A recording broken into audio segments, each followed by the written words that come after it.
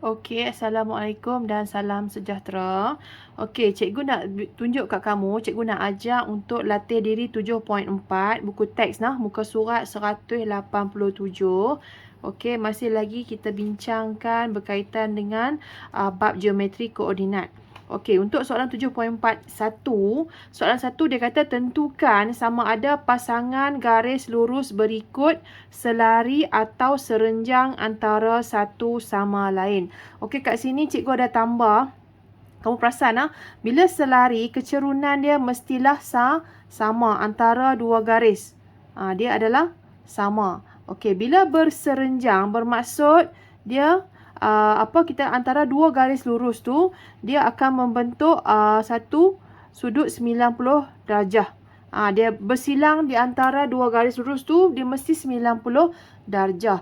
Okey, untuk selari kita tahulah M1 adalah sama dengan M2. Maksudnya kecerunan untuk garis lurus yang pertama adalah sama dengan kecerunan untuk garis lurus yang kedua. Okey, bila berserenjang pula dia ada formula dia dah. Untuk garis lurus yang pertama M1 kecerunan dia mesti darab dengan kecerunan M2 adalah sama dengan negatif 1.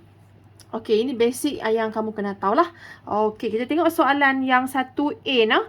Dia bagi 2x tambah 3y sama dengan 9 dan juga 4x tambah 6y sama dengan 0. Jadi, bila nak selesaikan yang ni, soalan ni dia suruh kita tentukan. Bila tentukan, kita kena check sama ada dia adalah selari ataupun tidak lah. Jadi, macam mana kita nak tahu selari ataupun tidak? Kita tengok dia punya nilai kecerunan bagi setiap garis lurus. Okey, untuk garis lurus yang pertama, 2x tambah 3y sama dengan 9. Jadi, kita jadikan y tu sebagai perkara rumus. Sebab kita tahulah bila garis lurus, paksi y kat sini kan dan paksi x kat sini. Bila kita buat samaan garis lurus, y sama dengan mx tambah c. Ini adalah persamaan bentuk arm untuk garis lurus. Jadi, kita mestilah jadikan y sebagai garis dia punya perkara rumus lah y sama dengan apa.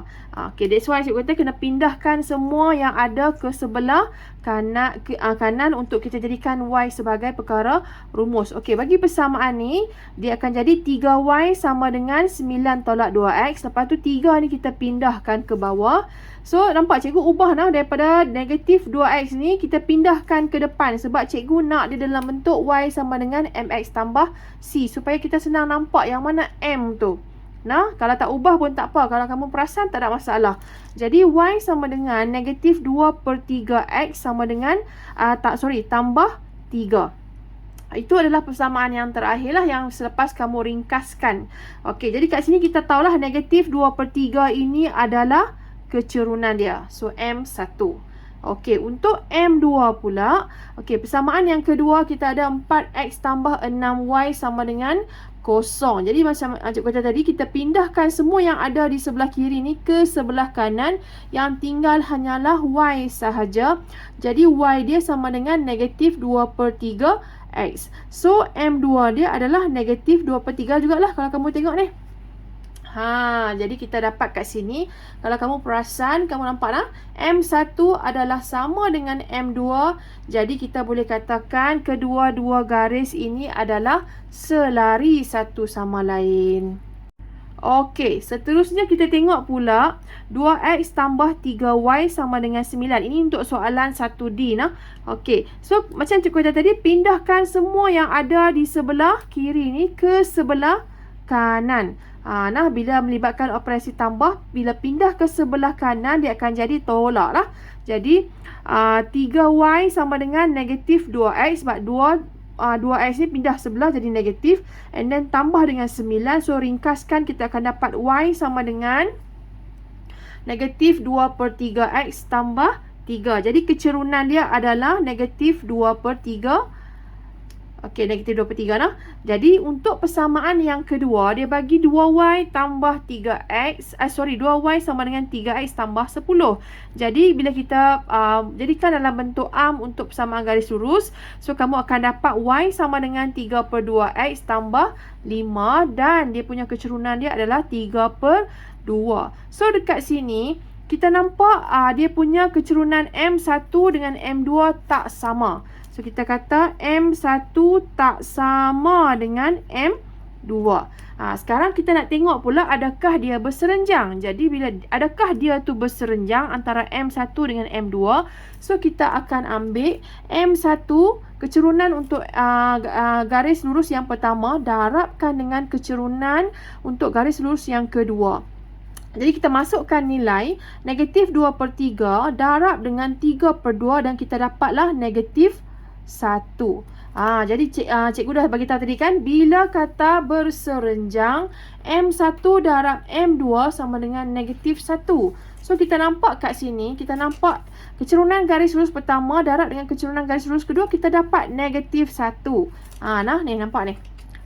Jadi terbuktilah bahawa garis M1 dengan M2 ni bagi soalan D ni adalah serenjang satu sama lain.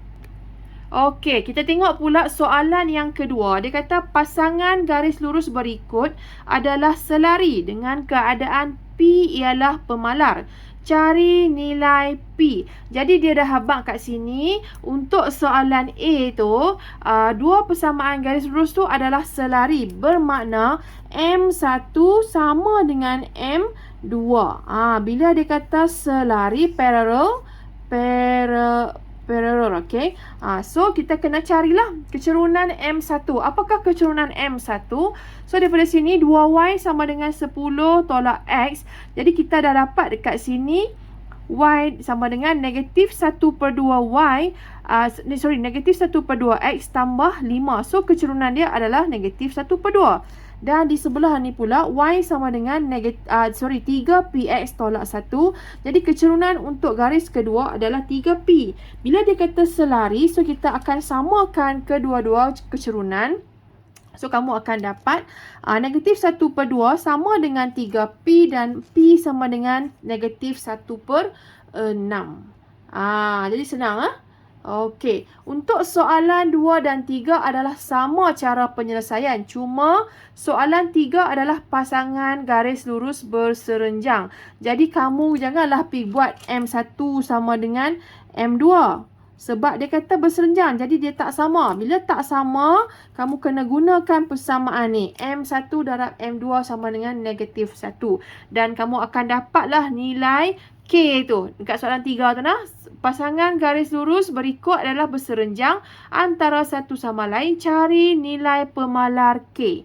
Jadi soalan 3 tu gunakan metod yang cikgu tunjukkan ni. Tapi rumus dia adalah M1 darab M2 sama dengan negatif 1.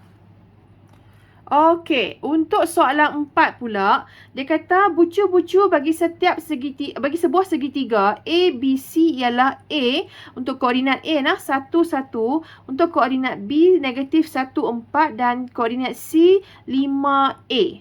Okey, cari nilai pemalar A jika AB berserenjang dengan BC. So maksudnya garis lurus AB. Okey, ini AB berserenjang dengan garis lurus BC. Maksudnya kat sini cikgu dah silap buat lah ni. B dengan C ni kita assume macam ni lah. B dengan C. Sepatutnya B dengan C. Okey. So dia berserenjang lah.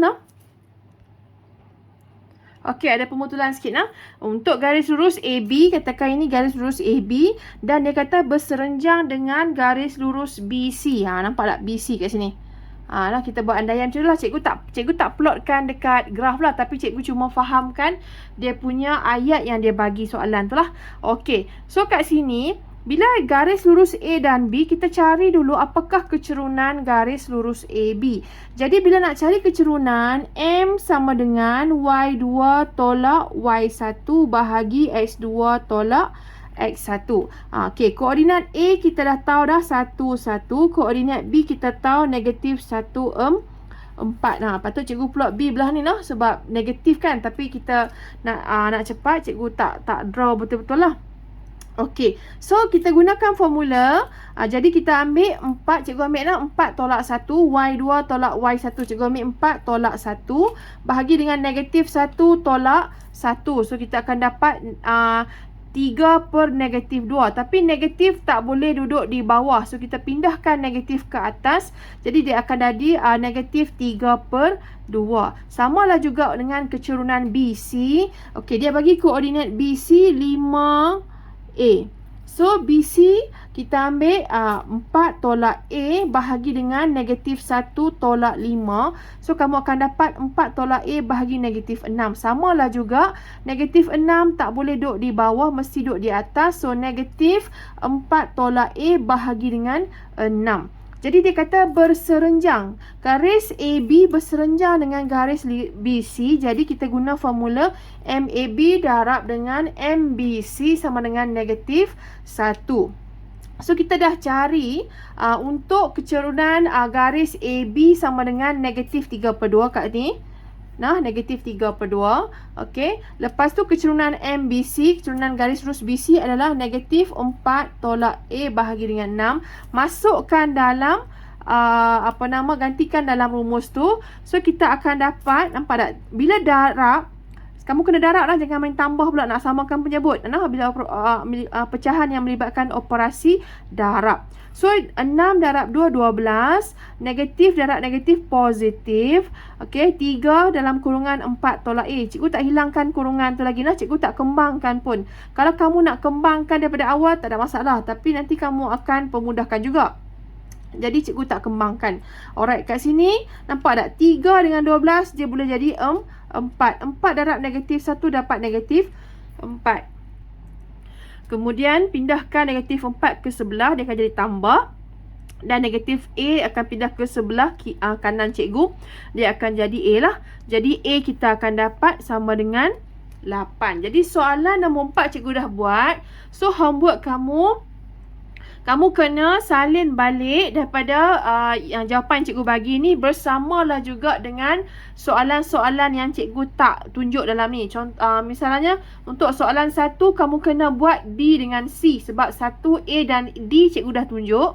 Untuk 2, A cikgu dah tunjuk. Jadi, kamu kena buat 2B. Okey. Lepas tu, 3, A dan B kamu kena buat. Okey, untuk nombor 4, kamu hanya salin sajalah. Soalan-soalan yang cikgu dah tunjuk jawapan ni, kamu kena salin saja jawapan. Tapi yang cikgu tak tunjuk, kamu kena buat. Okey, jadi ada 1, 2, 3, 4, 5, 6 sahaja latihan yang soalan senang lah.